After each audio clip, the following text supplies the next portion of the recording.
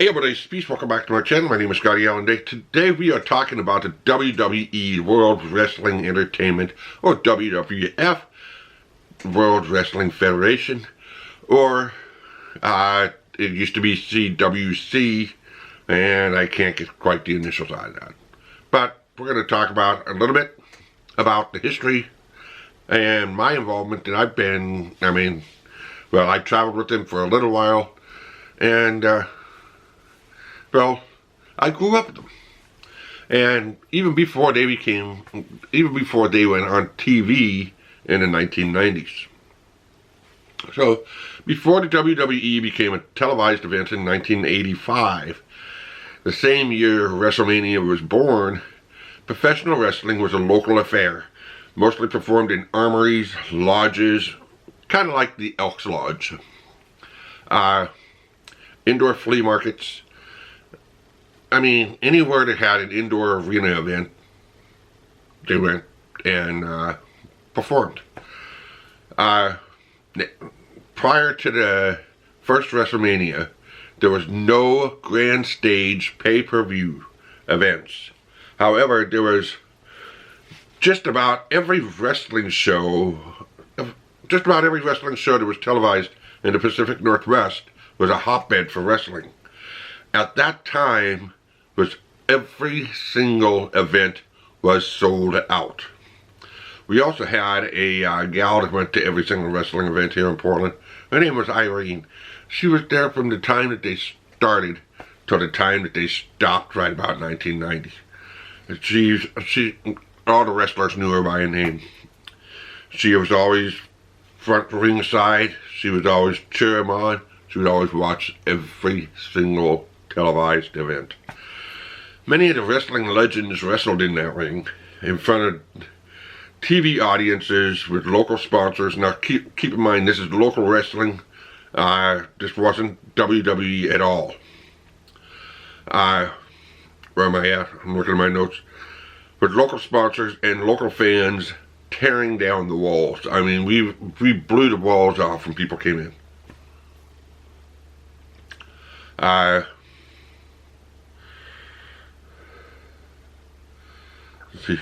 You could go to a wrestling match, and once that's over, you could still have time to drive home and watch it on TV and see you cheering on the hero or villain that you enjoyed watching at the show.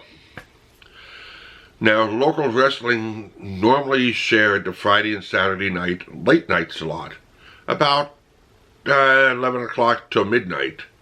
And then after that,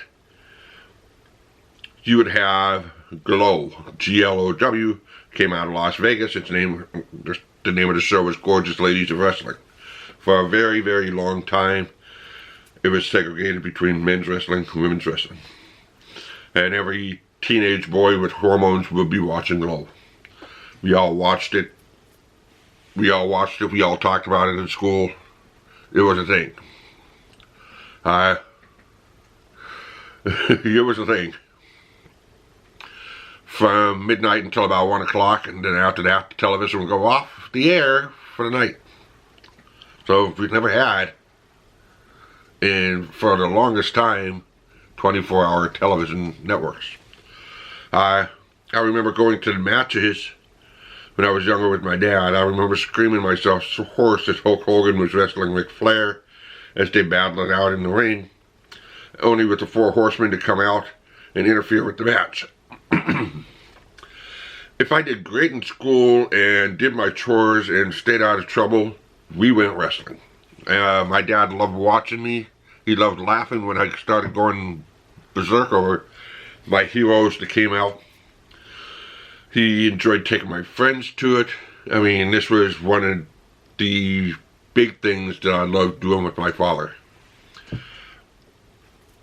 And he enjoyed it too. He had a couple beers, and once in a while he would meet a friend of his, or he would take some people from work, and we'd all go and enjoy a night of wrestling. I think my dad had as much fun seeing my face painted to look like, because I was an Ultimate Warrior fan at that time, And whenever Ultimate Warrior came in, I had my face painted. During this period of time, my favorite wrestlers were Ultimate Warrior, because he was a royal badass. I liked warrior type movies at that time, like Conan and Beast Warrior, so it fit.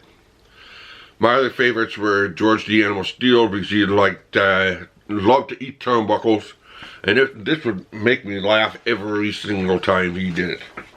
Andre the Giant, well, I don't think anybody didn't like Andre the Giant. He was an extraordinary, extraordinary person.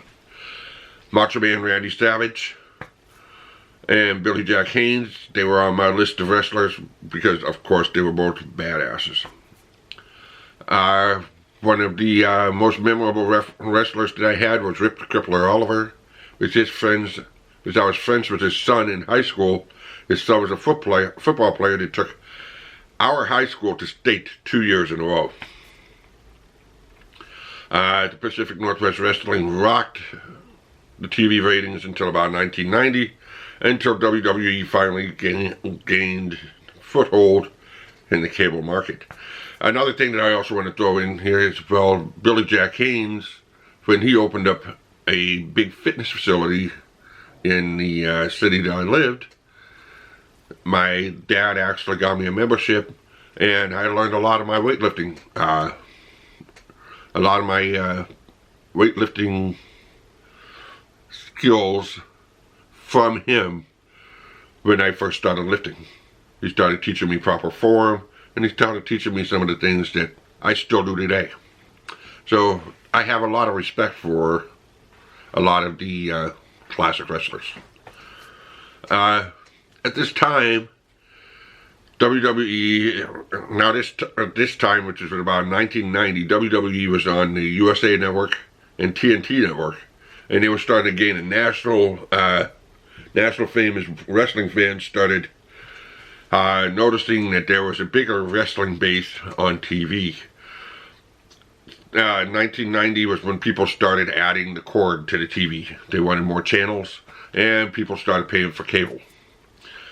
Before then, most of the people with rabbit ears, they enjoyed all their free networks that they had, and it was very hard to be able to get a hold of.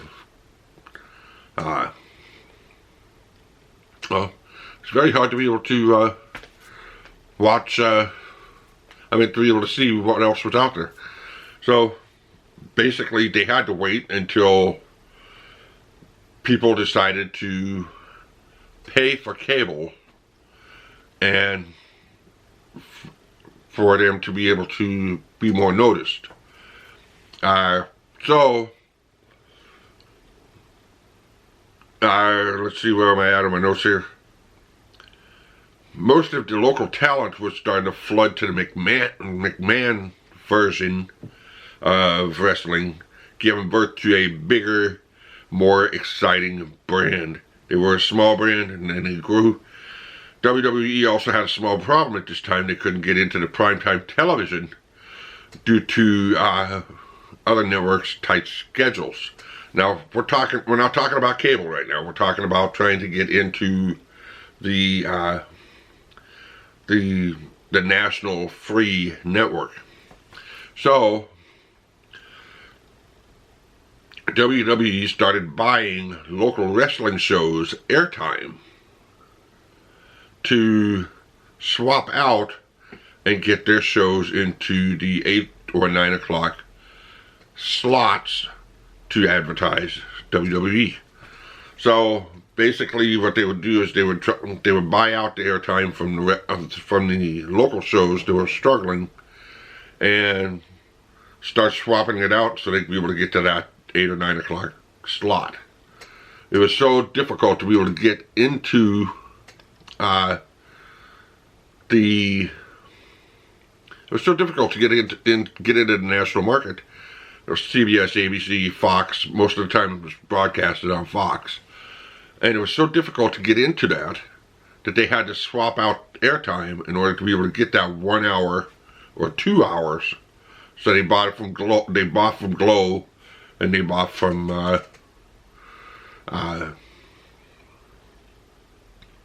the local the wrestling. So once they bought those two, they had that 1 hour, so they could be able to put in a special and then start trading it out all the way down. Because then the networks will start looking for something that they want to play from 11 to 1, and then they start working their way down. And it was really easy for them to be able to do that if they had the slots. Where am I at here? And from that came the Attitude Era in about 1997, which launched wrestling into a worldwide pastime. However, today's wrestling is getting quite boring. Title belts changed hands multiple times per year and now being held way too long. And what is with these cheetah gangs? I mean, and it doesn't seem like there's very many wrestling. It's just like almost a soap opera now. And where's the steel cage matches? We're getting some in Survival Series. And the lack of creativity and the lack of glamour that's going on. I mean, what gives? Have they gone to the dark side? Well, we don't know. But I just wanted to talk a little bit about the history of WWE from my perspective. Hopefully you guys enjoyed the video. Drop me a comment in the comment section below. Do you think WWE is better now? Or should they go back towards the Attitude Era? Drop me in a comment in the comment section below. If you like the video, like and share the video. If you're new here, hit that subscribe button, hit that notification bell so you don't miss another video. Until next time, like always, keep on rocking.